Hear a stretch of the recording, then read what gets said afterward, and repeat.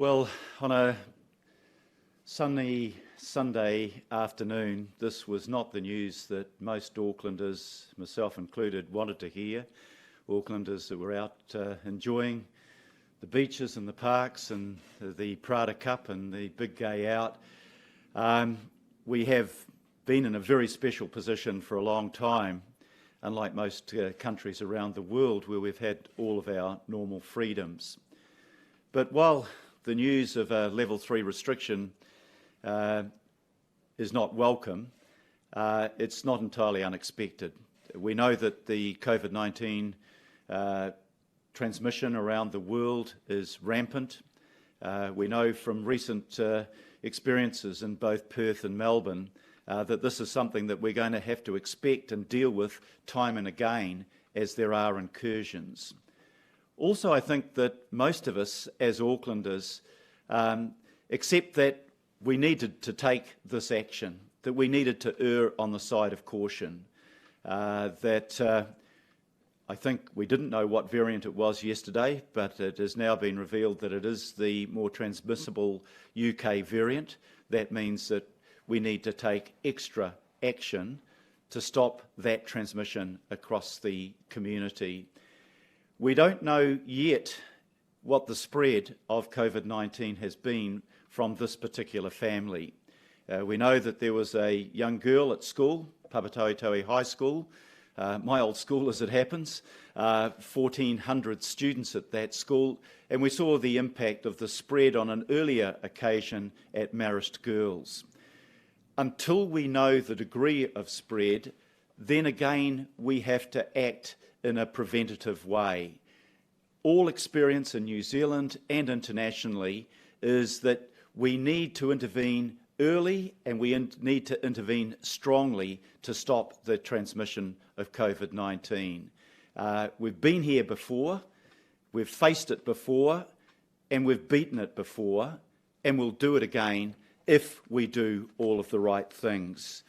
There's just a couple of specific matters that I want to raise with you. One is, firstly, of course, all of Council's public facilities will be closed. That means the libraries, the service centres, the leisure centres, and obviously the museum, MOTAT and the zoo. It's important that those things close, and we made that decision immediately. It's also important that if you do go to the park will be open, but the facilities at the park should not be used. That means the playgrounds, the play equipment, and the seats.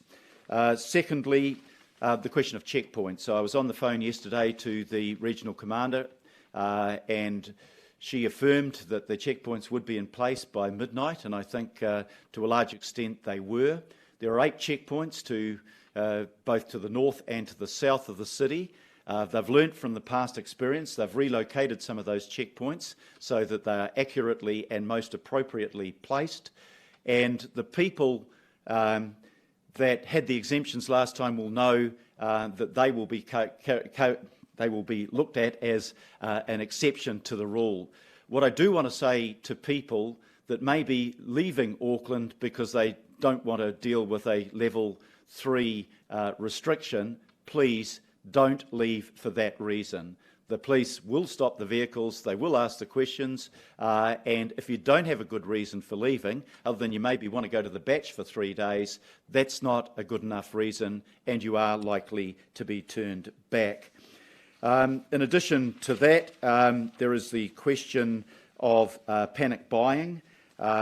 Just a reminder to people that all the supermarkets will still be open.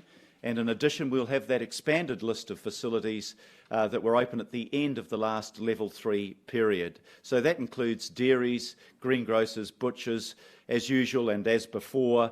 We'll have the pharmacies, we'll have the service stations, and we'll have the medical centres open. For testing, the big reminder to Aucklanders is get tested if you have symptoms, and if you have symptoms, ring Healthline, they'll give you advice. Get tested if you've been at any of the places that the infected family have visited. But don't get tested just because you want to see if you're okay. We know on the first day after an announcement such as this, there is a huge queue of people that wait at the testing stations, and you add to the problem without need if you go to get tested without there being a specific reason to do so. The testing stations were open till late last night. In Otara, there was a tenfold increase in people being tested.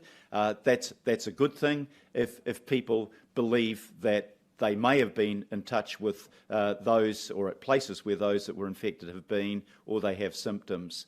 The stations will be expanded today, so there'll be more lanes, there will be traffic management, there will be support in terms of drinks, although not quite so much in the hot weather that we've been having. And the hours will go from 8:30 this morning till 6 tonight, but if there is a demand, they will be extended to 8 o'clock or whenever they've dealt with all of the people in the queue.